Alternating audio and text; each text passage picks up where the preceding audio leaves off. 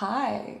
It has been a very long time since I posted on here. I started this channel probably 15 years ago, which is insane to think about. And there's been a lot of lives that I've lived in between then and now. And I started this because I was documenting my hula hooping life. And I've decided that I want to document what I'm going through right now. And I am training for the Hyrox with my sister. And I have never, ever competed in any kind of fitness competition or anything. So I thought it would be fun to keep a Hyrox Diaries.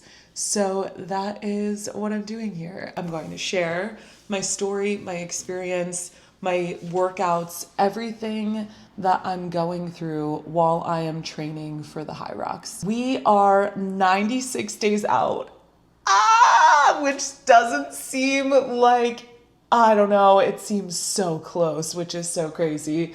Because we just signed up for it, so I'm only really just now getting started with training, and it's nerve-wracking to say the least, but I want to bring you guys along for the journey. So if you are also training for the Hyrox, I hope that you will drop in the comments what race you're running. Is that what you would say? What race you're in? What race you're training for? I don't know. I would really love to just connect with more people who are also training for this and maybe have never trained or done any kind of CrossFit or fitness competition, I guess. Yeah, I don't really know what the hell I got myself into. I'm not a runner. I don't really like running. My sister's not a runner either. I don't know why we decided that we were gonna do this, but we already signed up for it and we've got a hotel and we're just doing the damn thing. Pushing ourselves to get outside of our comfort zone is where we're at. So if you're here, I'm gonna just be posting my workouts, what I experienced, my journey along the way, all of that good stuff. I hope that you'll follow along for the journey. Here's to running 3 miles today. Okay. First time running 3 miles, I think, ever in my entire life.